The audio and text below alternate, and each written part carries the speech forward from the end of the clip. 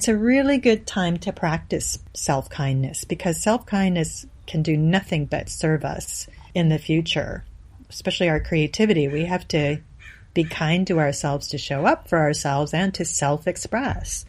So being kind, and it's not going to be perfect. Our self-kindness isn't going to be perfect. To note that and to do a little what's called metacognition, and that is just being aware of what we're thinking and what we're doing and being curious about it. It all begins by understanding the mind. I want to be happy now. I don't care about the future. I want to be happy right now. You are not alone. You are never, ever, ever alone in this. It's helped my voice grow and given me freedom to be creative on my own. I'm Christina Barcy. Welcome to Be Bold, Begin, a podcast dedicated to you, the creative, the healer, and the innovator. The topics and conversations we have here are designed to help you discover what might be getting in your way and offer you tools, techniques, and guidance to move through them. I live in the imposter's body more than I live in my own body.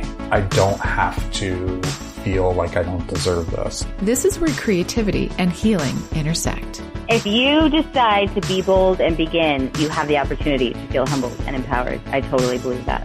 I'm a certified Kaizen-Muse Creativity Coach, a certified Reiki energy healer, and an entrepreneur, artist, and presenter. I will share with you my experiences, my proven tools and techniques that helped me and my clients and loved ones shift and expand in the areas they most desired.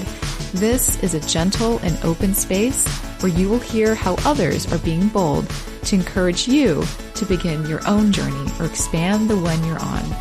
This is Be Bold Begin. Hi, welcome back. This is Barcy. And this collection of episodes that I am resharing with you is part of our Intuitive Creators series, in which we are highlighting tools and mindset that will help you expand into the version of your life and business that you're wanting to create. And one of the most intuitive practices you can engage with is your creativity. So I'm resharing the conversation I had with the creator of the Kaizen-Muse Creativity Coaching teachings, which is what I am certified in, Jill Badonsky. She is the master at finding easy, simple ways of getting out of our own way to begin to engage with our creativity. Our ability to create is massively powerful because it comes from that same easy place where we know how to play with our imaginations as children. And this knowing is actually connected to our intuition. So when we tap back into this connection that we already know how to do, we can create magic. Here's my conversation with Jill Badonsky. Hi, welcome back. I'm Christina Barcy, your host, and we are not alone today. I have a wonderful guest with us that is going to enlighten you and bring the magic. I'm absolutely sure of it. Our guest today is Jill Badonsky, and I think of her as the mother of the methodology that I use through this podcast and throughout all of my workshops and the foundational work I do with my podcasting clients. And of course, I use it every day in my life and have had so many life-changing shifts from this experience. She is the founder of Kaizen-Muse Creativity Coaching, and we're going to get more into that later. But I took the coaching program and became certified. I think it was back in 2015. It may have been 2014. I'm not sure. But it was the best thing I could have done for my life. I literally had no idea how much magic was about to enter my world. Welcome, Jill. Thank you. Nice to be here. So glad to have you here. Honestly, you feel like my creativity fairy godmother that I'm super lucky to have. I was just listening to the introduction and I'm just really flattered and happy that you're taking this work out into the world the way you do, because I know you've given it your own special Barcy spin. So That's great. Thank you for that. That means a lot. And I also want to say, the thing I took away from this the most, which I think is the biggest shift, was learning how to live an intentional life. There is something about not letting life happen and figuring out how to be intentional. That was just, it seems obvious now, but very eye-opening. Didn't even realize I was not doing that. And that was just, that blew my mind and became a wonderful practice. Yeah, I think a lot of people don't realize they're not living an intentional life. And these tools, the question asking and just the small steps, I think it just organically leads you to more intention without being goal related, which for me was really hard when I, wanted to start things, is I'm just not a linear person. So having goals and having a 1, 2, 3 organized outline for it just didn't work for me. So just taking one step at a time is really important in terms of what is this going to open up and what is this going to tell me about what is next. Yes, it's the curiosity that I'm hearing in that process that makes it fun and makes it easy and doable. And I think one step at a time is so powerful right now as well. We can talk about that. But before we jump in, I want to also formally introduce you. That was my fun, this is how I know you introduction, but you've done a lot of amazing things. So here is our formal introduction. Jill Badonsky, MED, is that how you say it? MED?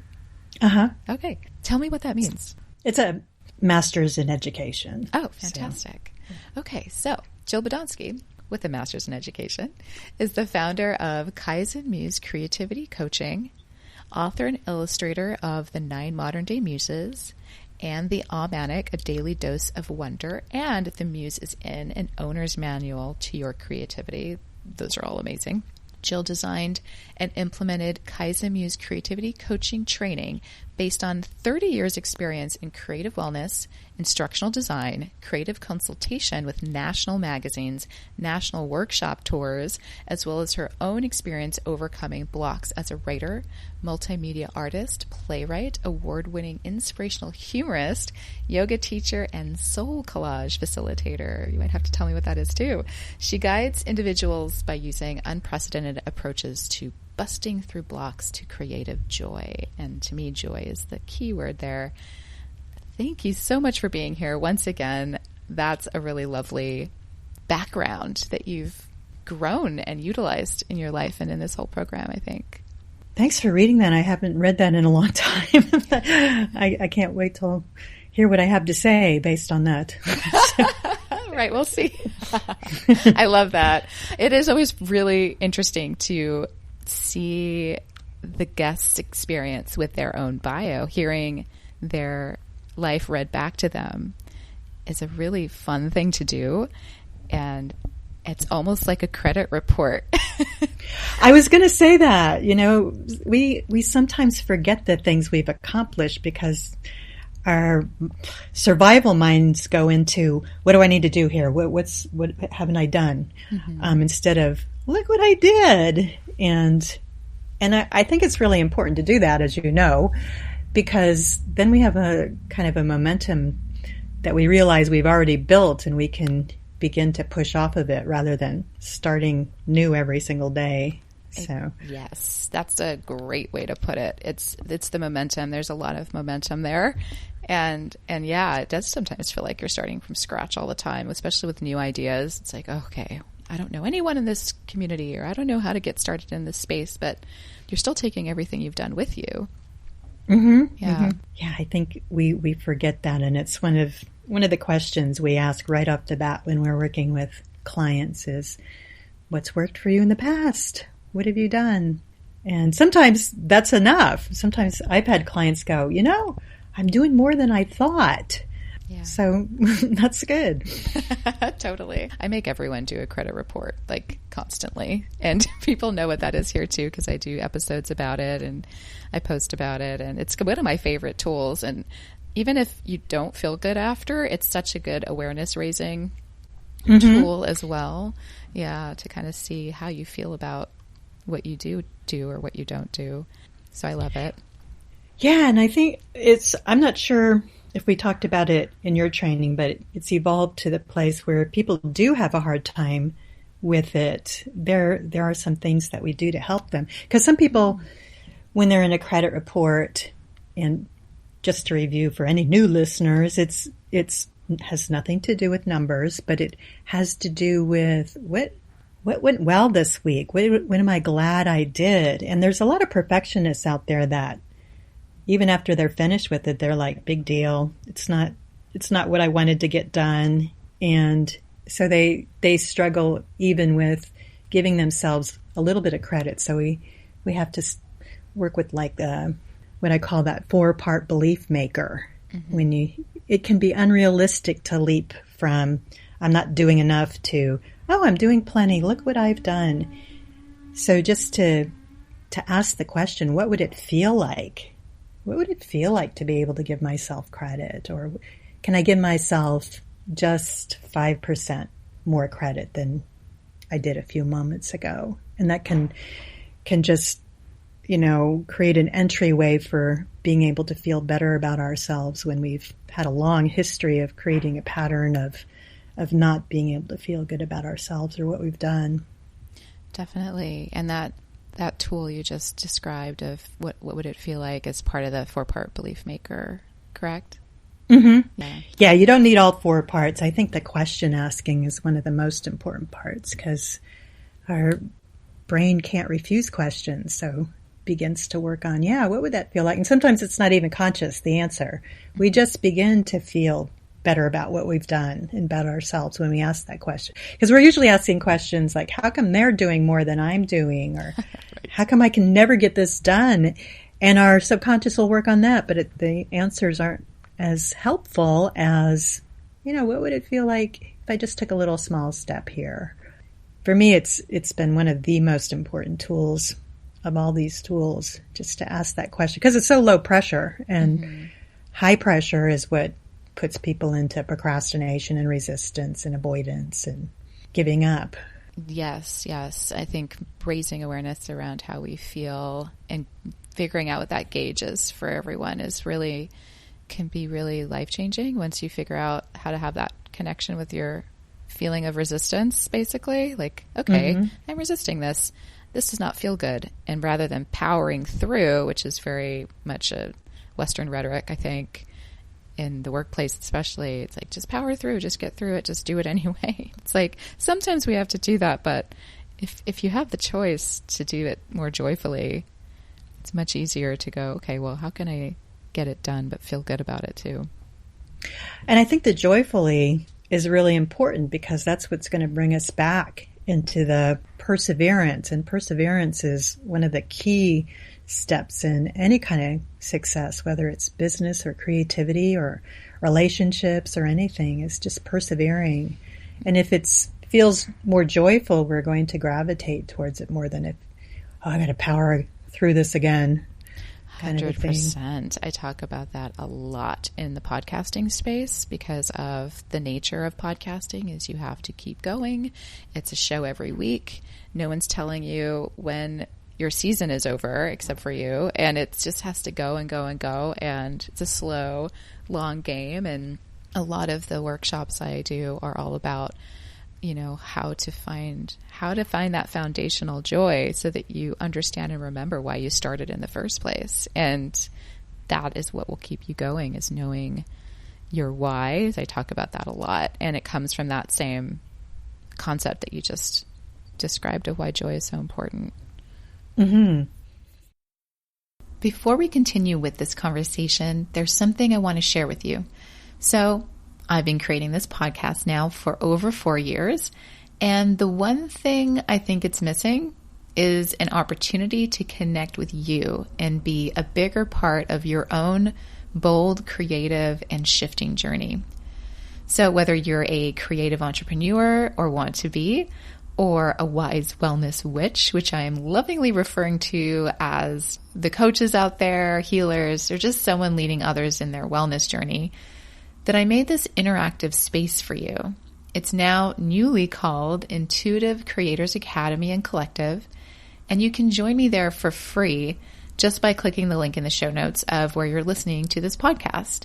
So just like this podcast, I want to help you shift into your highest self, to own your message and become the intuitive, creative leader I know you can be in your own life and business, just like many of my guests have become. So now you may be just getting started, or you might be ready to elevate to your next level of mastery. But whatever stage you're in, there will be live events, webinars, workshops, and courses within the group to intuitively guide you closer to your highest self.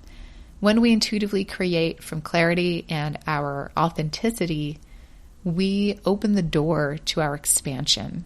And I also have a special gift for you as a listener of Be Bold Begin.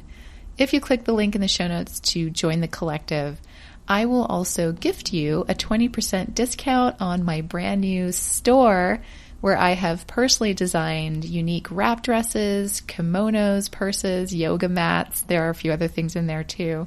There are 2 collections. One is called Be Bold, obviously, and one is called I Am.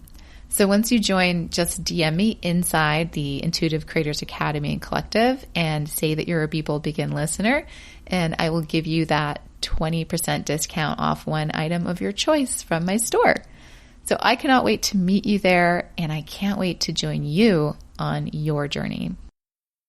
Yeah, it's a big question when I hear a client is resistant is, what brought you here? What do you love about this? And again, the mind is not usually there unless it's practicing higher consciousness. It's usually, how come I can't get to this? And this is hard and that kind of thing. So it's all focus, gentle focus. Yes, I like that, gentle focus. So we talked a lot about the tools already that are in Kaizen-Muse, but can you just tell us a little bit about what is Kaizen-Muse Creativity Coaching and what led you to creating it? Well, I'll start with what led me to creating it, because that gives a lot of information. I was blocked too. I was trying to write a book and not getting to it, so I went to a life coach. And there's all sorts of exceptions in life coaching, but this particular life coach blocked me even more because she put me on a linear path and she overwhelmed me. And I think a lot of creative people are overwhelmed and they don't work linearly. Like they don't have this outline that works for them. So, really wanting to write a book, she would go, okay, well, next time we meet, let's have a chapter written. And not only was that unrealistic for me, but she was telling me what to do. And creative people don't really like to be told what to do. Nope. So that put me even in more resistance. So I went home and I was like really frustrated and thought, okay, I got to make this fun for myself and give myself a choice. So I started coming up with what would work for me and would go back and tell her, you can't tell me what to do. You've got to say, okay, think of 3 things that might make you happy and do one of them.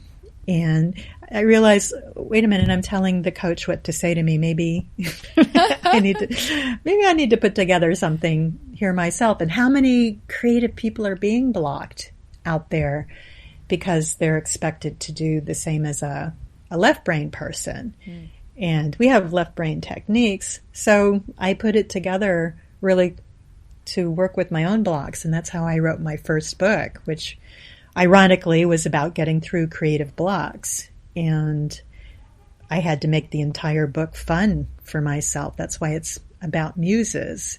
And that's the muse part of Kaizen-Muse, are these 9 muses in a bodyguard, which really are creative voices personified. So the voices we often listen to are the ones I've talked about before: fear and high-pressured expectations and comparison. And we're just not going to get very far with those voices. And the voices of the muses are, let's pay attention to what works. Let's think differently. Let's have fun. Let's be kind to ourselves. Let's have courage. And they're all personified as these muses. And then I met up with Dr. Robert Maurer, who wrote the book, One Small Step Will Change Your Life, the Kaizen Way, which was in line with one of my muses, Marge, who was all about small steps. Mm-hmm. And I learned about Kaizen, and Kaizen is this technique that's been around for a long time that industries have used to help people. The word literally means continuous improvement, and usually it's through small steps. So using these creative voices and continuous improvement through small steps is what makes up Kaizen-Muse. And it's just a really gentle program. And a lot of the people who've gone through it and gone through other programs note how different it is, because it's really honoring of being human. You know, it's honoring of normalizing the fact that we procrastinate and that we do all of these things. And in that acceptance, we can work with it better than just kind of forcing ourselves to do something in a way that doesn't work for us. It's really gentle. There's a experience in every single session, because we believe that, you know, talking about the creative process is a really important part of the creative process. But most of the clients that come to Kaizen-Muse Creativity Coaching are blocked and resistant and procrastinating and avoiding. So just talking about it is another way of avoiding it. So we just put them to work in the session with really tiny, lowered expectations, which break through the resistance and create a momentum that they continue after the call. And doing guided relaxations to get people in touch with a really powerful part of their intuition has been something that most clients will identify as one of the most helpful parts of the session, which I was really resistant to doing for a long time because it seems so woo-woo. So, okay, we're going to take you into a space. But what happens is people get out of that jabbering mind and into a really wise place inside of them, and a place that is really hard to access in any other way than being guided to it and asked what kind of message you're getting right now. So I think that's a real important distinction, as well as small steps that are smaller than most people will define them as. When we ask somebody to break something down to a really small step, they'll still say a half an hour, or they'll still say every day. And we're talking so small that asking a question is a step, or pointing yourself in the direction of your work is a step. So they're so small that they're hard not to do, but they create a momentum, and people end up doing more with small steps than they would with these high pressured expectations. Would you say that that's why small steps basically work, is because they're undeniable? They're so small that you cannot not do it? I think so, because I think one of the biggest blocks is these unrealistic expectations. And not so much that they're unrealistic, they're just high pressure. And they bring up fear. And we have fear for an important reason, and that's our survival. But what happens in the brain, as you know, when we go into fear, is the amygdala flares up, which turns off the cortex, and the cortex is responsible for our creativity. So we go into fight or flight. Even now, even a fear as small as I'm not sure what direction to take, we're just overcompensating from a long time ago. So that fear does the same thing to our brain. So when you break it down really small, can you just point yourself? Can you just set your space up a little bit for 5 minutes? The fear doesn't activate. So we're in the process, and then what happens is we usually don't stop at just 5 minutes, or for some people 30 seconds. We continue. Then we have this wonderful feeling of success that propels us along, because most of us love the feeling of success. And if you set out for a half an hour and you do 15 minutes, 20 minutes, you failed. And we're less likely to really look forward to another session of failure. Right. We like these little steps that are small success experiences that build. And then one of the other really important parts of the creative process is confidence.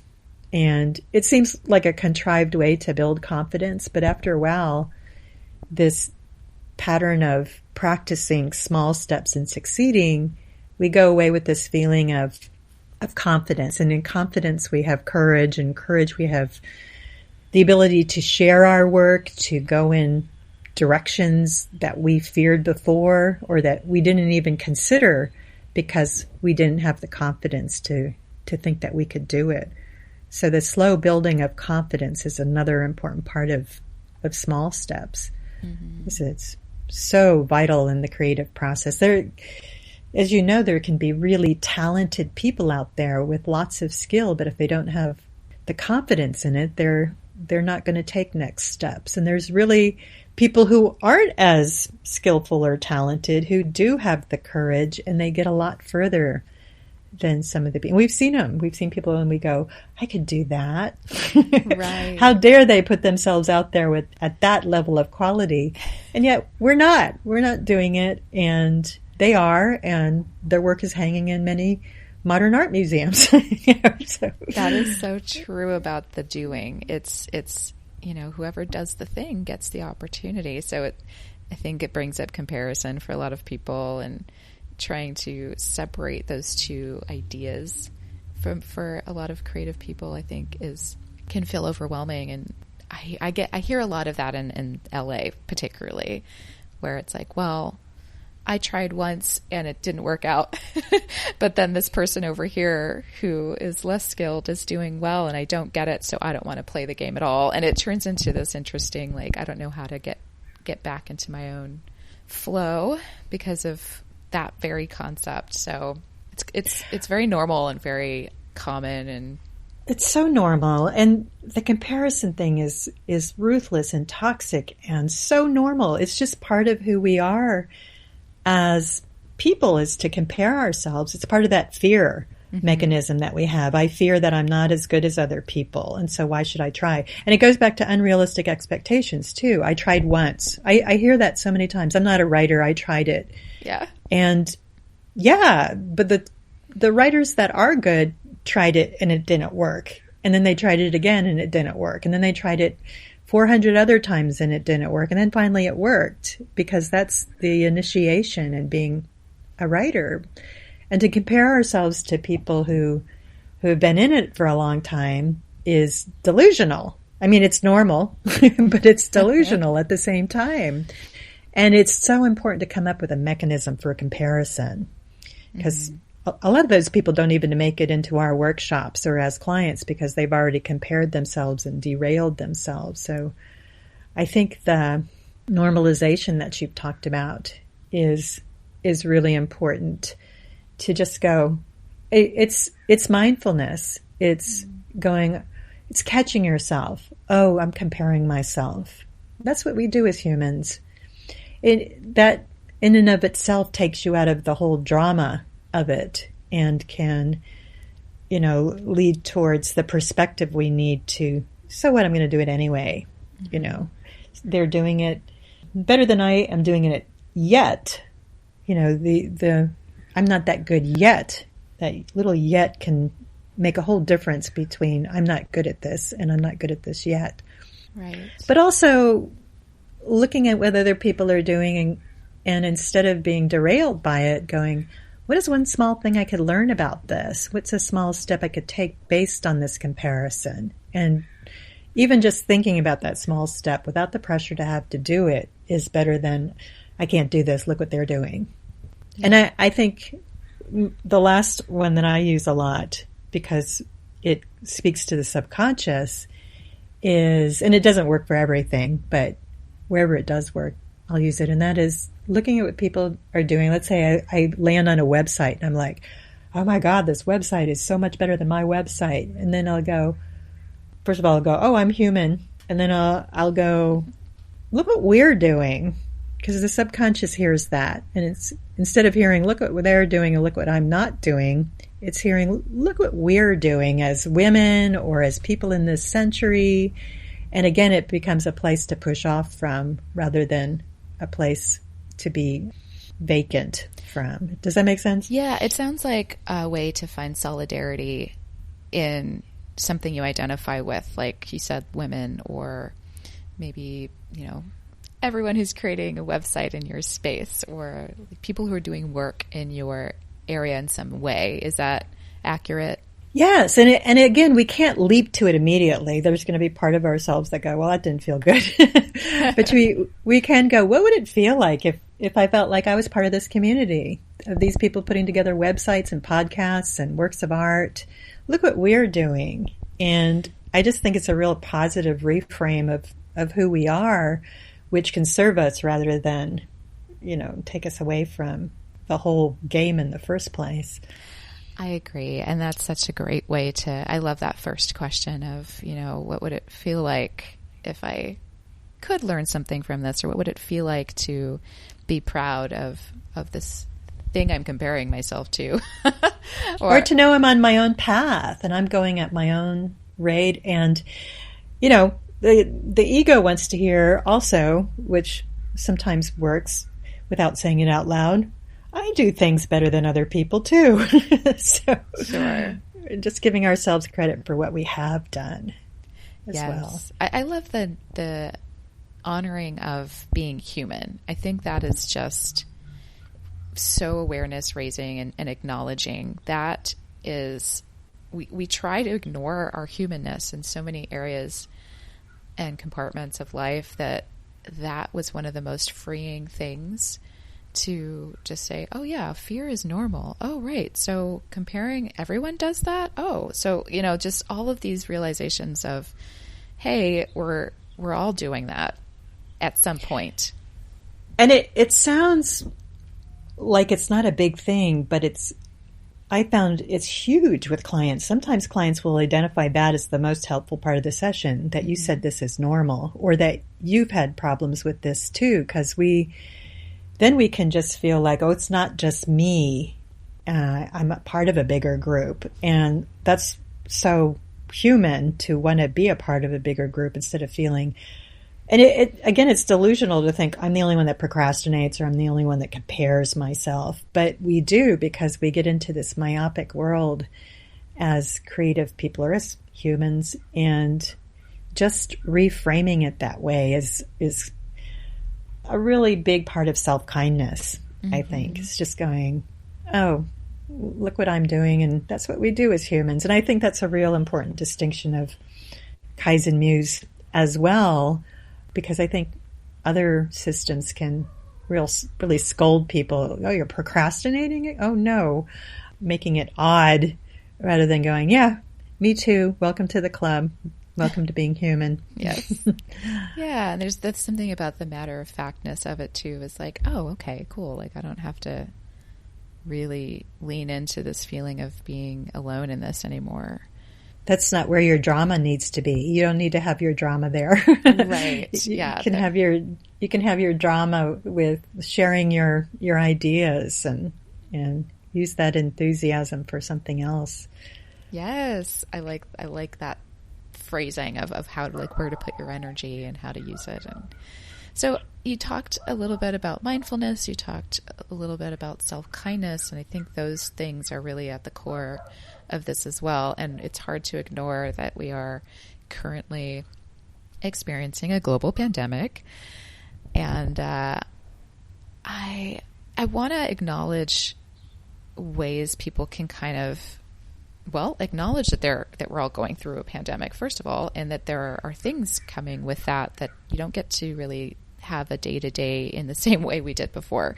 So can you share some techniques of how we can use self-kindness and mindfulness right now for someone who maybe doesn't have a practice like that? Mm-hmm. Yes, I can. I think one of the first things is one of the things we've been talking about, and that is to acknowledge how normal some of the abnormal things that are happening to us are, and that it's different for everybody. I think that's a really important one for me, because when it first started, I had friends that were, I just made 75 face masks and right. I'm baking bread. I just finished my book. Yes. And other friends are like, I can't get out of bed. And it's different for everybody. And those people who made the 75 face masks, that's their coping mechanism. And they're not making them anymore because we got thrown out of our habits that we have made for years, that we're used to, that are familiar, that are comfortable, even if they're ones that don't serve us. And we're in this new place, and a lot of people immediately needed to do something tangible and helpful because that was their response to fear. A lot of this is a response to fear, and other people went into Netflix marathons, and I think almost for everybody, eating was a big part of it. Yes, and eating and drinking. Eating and drinking, because those are things that weren't taken away from us, and they're things that feel good or familiar. And, you know, as far as drinking, they're an avoidance technique or numbing. Mm-hmm. So all of these things are normal, and there's no reason to judge ourselves for any of them, which, again, can be a challenge, especially for the perfectionists. I think perfectionists have a really hard time during this time because they're like, I need to be doing something perfectly. And if I don't feel well about this, I need to fix it. And, you know, I'm a recovering perfectionist. It's like, I'm not feeling really good about this. What can I do? And sometimes just going, I don't need to do anything. I can just allow this. This is a weird time. And it's a really good time to practice self-kindness, because self-kindness can do nothing but serve us in the future, especially our creativity. We have to be kind to ourselves to show up for ourselves and to self-express. So being kind, and it's not going to be perfect. Our self-kindness isn't going to be perfect. Right. And to note that, and to do a little what's called metacognition, which you might be aware of, and that is just being aware of what we're thinking and what we're doing and being curious about it. I think, you know, I get caught up in all of this, and irritability is really pretty common right now. We're grieving, so we're going through all the stages of grief. We're angry, and we're irritable, and we're in avoidance, we're bargaining. Some of us are in acceptance, and then we get out of acceptance. So even those stages aren't linear. But what a great time to be curious, just to be, when I catch myself, I'm just really curious about some of the different things I'm doing, like popcorn has become really important to me. And I'm just like, oh my God, I'm almost out of popcorn. I got to go get some more popcorn. And, you know, mainly because I started out with all the really bad stuff for you, and it's not that popcorn's that great for you, but it's sort of not that bad for you. And so then I just went, well, this is really curious. It's never been this important before. And the practice of curiosity is also a creative practice. So if we can, it just has so many different purposes. It takes us out of the judgment. You know, being curious takes you out of, why are you eating so much popcorn? Or why are you so nutty? It's just like, how curious that I'm having this popcorn thing. And, you know, maybe I'll write a poem about popcorn, ode to popcorn, or write about my affair with popcorn. It's very Nerudian of you. Yeah. Or ask, why popcorn? Or do a big painting of a giant popcorn kernel, just to sort of give space for these weird things that are happening. And being mindful, I think, is a part of self-kindness, in terms of a lot of people in my classes are saying how important nature has become.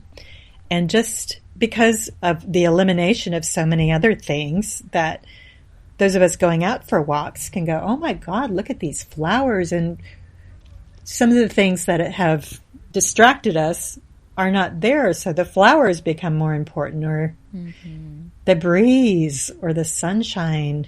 And so directing our attention to these things as much as possible, because distractibility is also big right now.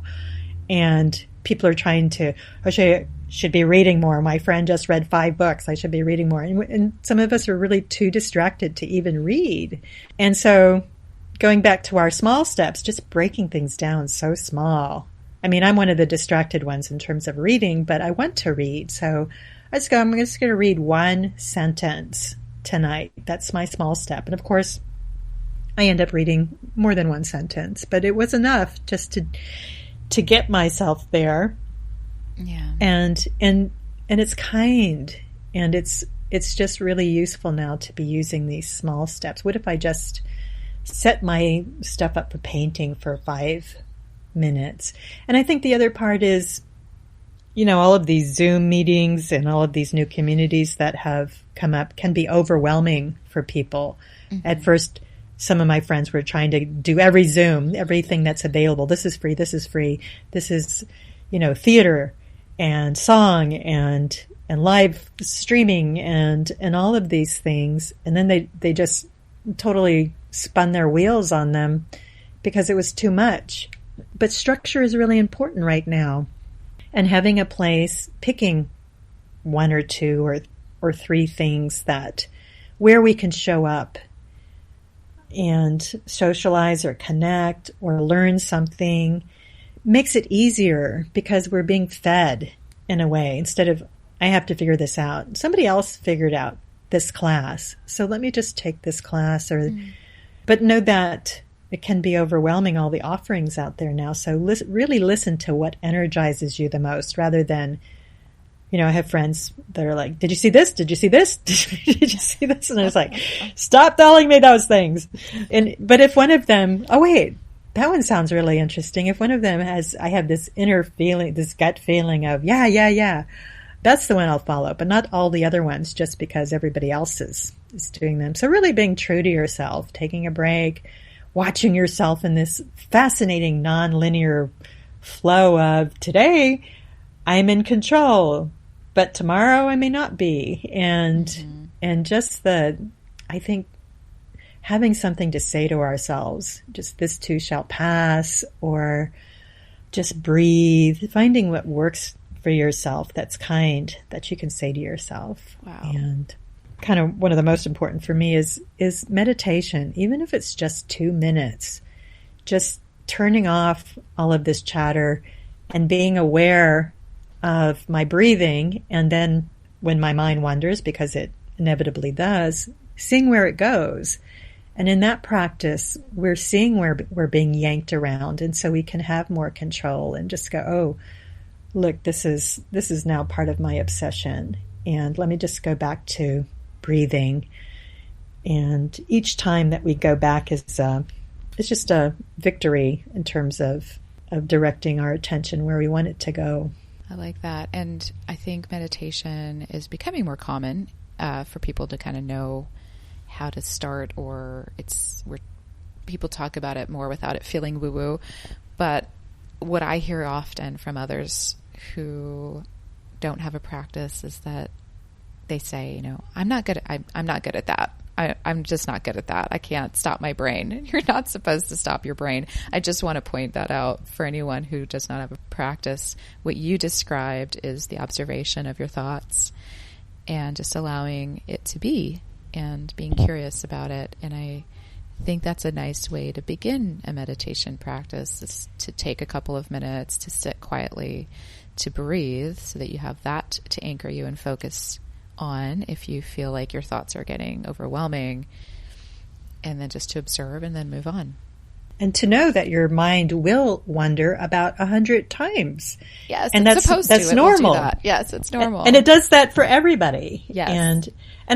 And you're right. I think these, one that I listen to is 10% Happier, the podcast and the app. And again, the structure of having somebody lead you through a meditation, even my mind wanders even when I'm doing that, but it helps. And they're really good at normalizing. Yeah, your mind's going to wander. So when you catch it, and sometimes you don't catch it for a very long time, and that's normal too. Right. So. And I've been meditating really since I started this. You kind of introduced me to it, to be honest, with guided meditations. And I had no idea that a meditation could be guided like that. And it changed my life. And it went really deep one day, and I was like, oh my gosh, this is amazing. I can keep doing this.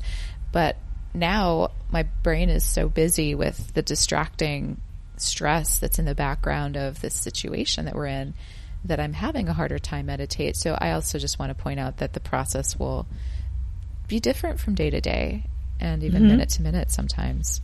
Mm-hmm. Yeah, and even if 30 seconds can be done, that can be enough to open the door to the practice of allowing it, and just to allow the distractions to just be watching them. And again, being curious. Look, look where they're going, and this is so interesting. Takes us out of the judgment of it, I think. Yeah. So just to summarize so people can take away the sort of summary of what we offered here with tools is we've got trying a meditation practice, which links up with the curiosity, just being curious rather than focusing on the, oh, why am I thinking that? Or what am I doing with that? And getting fixated. Takes us out of that, among other things. Small questions, something we can say to ourselves. I feel like those are connected too. Sometimes my small question is my affirmation that helps me through my process. In fact, it works really well for me when they're tied together like that. For example, my big shifting one I talk about a lot is, what if it were easy? I used to make things very hard. A lot of us do. Yeah.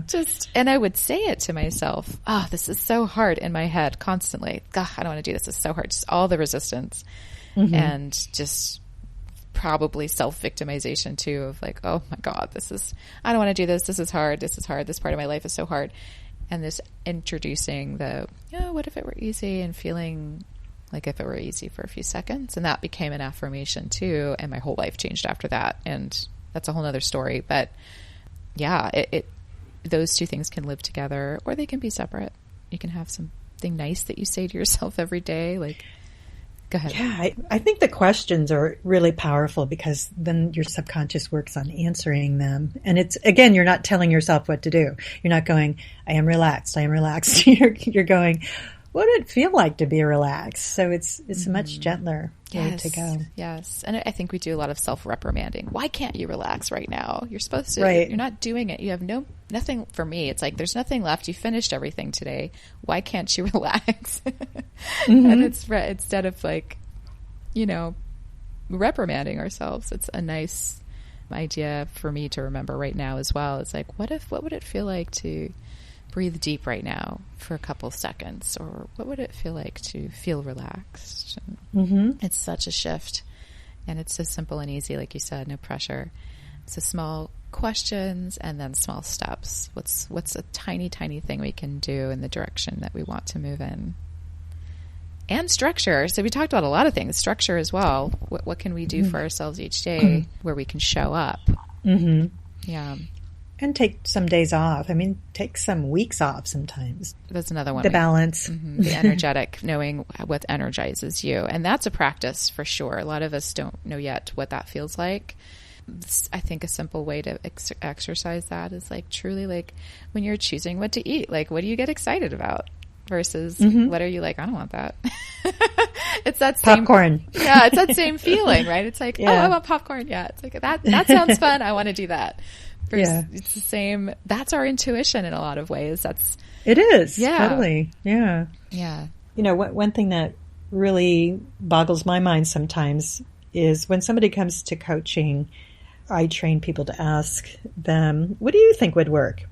Which sounds really funny because they're coming to us for help, but we have so much inside of us that we don't activate unless we're kind of triggered in that direction to just go, what would work for you in this moment? Or if this doesn't feel good, I have a little acronym that was inspired by Tara Brach, but I made it work for myself, and that is, it's ROAR, ROARR, and it is just realize that I've been thrown off a little bit, and I don't have to do anything about it, is what the R is. Just realize this feels weird, and as perfectionists want to try and fix it, but we don't have to. We can just allow it. It doesn't mean not do anything about our lives. It's just this feeling. I don't have to do anything about this feeling. And the O is for just observe. Is this something a lot of people would be thrown off about? And the answer is,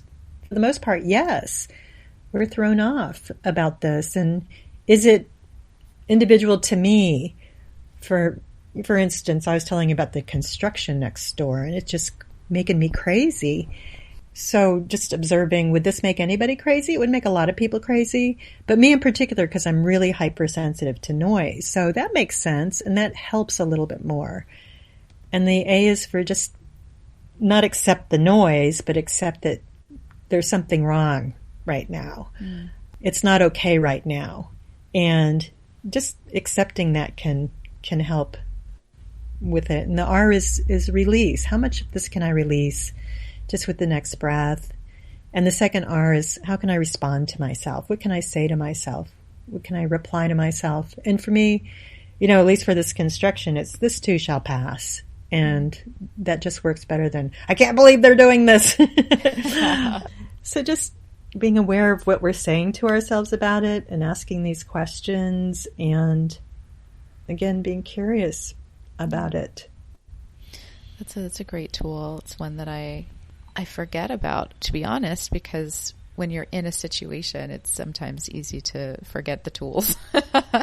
Oh, definitely. I do too. Yeah, but it's a great reminder that that's there for us, and just remembering simply like to be curious. If you can just start to be curious about how we're feeling each moment, that can help trigger applying some tools. Mm-hmm. Yeah. And it's all a practice. And if we just say to ourselves, this is a practice, there's not any end place I'm trying to get to. It's a process, and I'm practicing patience and curiosity, even if it's not perfect. Right. I almost think it would be a nice way for people who want to try having a practice, if they haven't employed one quite yet, to use this time to practice having a practice, because we are faced with a little extra right now. And sometimes when I'm in a difficult situation, the way I can take myself out of feeling like this sucks, this is so difficult, is to practice the tools I want in other parts of my life. And that was really helpful to figure out for myself, and to make changes and turn something I was very much fighting into something that was now a playing ground for my own practice. Mm-hmm. And just starting with the question, what practice would feel good right now? And what little tiny way can I make it easier? For sure. Yes. My favorite again. What would make it easy? it's one of my favorites, because I came from a family like, this is hard, that'll be hard. Mine too. That's where it comes from. Yes. Yeah. And it's such a liberating thought to think, this could be easy. How can I make this easier? Yes. It's so freeing. Even just asking the question, it's very freeing if that resonates with someone who's listening. So what would you like people to most understand from this conversation we just had? All of it. Yeah, take everything home with you. Yes, listen to it several times. No, I think just having people ask themselves, what was most helpful for me about this conversation? And I think one of the tools that is important in Kaizen-Muse is repetition, and that we have habitual ways of thinking, and just to whatever worked for you, to write it down, to review it, to have a little reminder of these things, because that's the best way to create the change that you want, is to expose yourself to where you want to go, which is easier than, I don't want to be there anymore, but going towards something and going, this spoke to me about this podcast. I want to remember this and write it down and have it posted someplace, or send myself a electronic card in the future, or just some way to keep it in our consciousness. I think that's really nice. I like the idea of sending ourselves something, because that's also a practice of self-kindness. Mm-hmm. Well, thank you, Jill. It's a really nice way to basically Kaizen to that question. Kaizen-mused it. I did, living and breathing this stuff. Yeah, it's truly asking yourself what worked, and what your takeaway, you the listener, from this was, and having a reminder. I love that. So Jill, what are you working on right now? I think you told me you were writing a book. I am, and no surprise, it's about curiosity and asking questions. And I'm also working on a kind of a multimedia take-home creativity retreat that is going to be YouTube, but have a number of different things that supplement it. Ooh. And I'm still doing my retreats. I have one in February. Who knows what will be happening in February, but I do one every year in Taos, New Mexico. Yes. So hopefully that'll still happen. Will you do it virtually if you have to, or not if you have to, but if we can't be in person? I will. I was supposed to speak at Omega at the end of June, and I'll be doing that, not for Omega, but I'll be doing what I was going to do virtually. Great. And where can people find you? At Kaizen-Muse.com, KaizenMuse, or they can Google Jill Badonsky, Badonsky, and I put up a prompt every day on Facebook. It's a creativity prompt. People want to get on the little practice of answering a creative question every day. You can find me there. On Facebook. Great. Yes. Lots of good stuff on Facebook from you. Thanks. Any last words? I don't think so. This has been fun. Thank you. It's been a joy to share and to talk to you. It's been lovely having you on. Thank you so, so much for dropping so much knowledge for everyone and really succinctly expressing all of the wonderful things that I love about Kaizen-Muse and giving people an introduction to curiosity and this time we're living in and that you're human and that you're normal. Yeah. Well, it's been my pleasure. Thanks. Thank you. Thank you for listening to Be Bold Begin. We hope that these episodes inspire and empower you to take your next steps in your own intuitive journey towards a life or business that feels clear, authentic, and aligned. And if you're ready for more tools and guidance like courses and free events, then I'd love to invite you to my new Intuitive Creators Academy and Collective.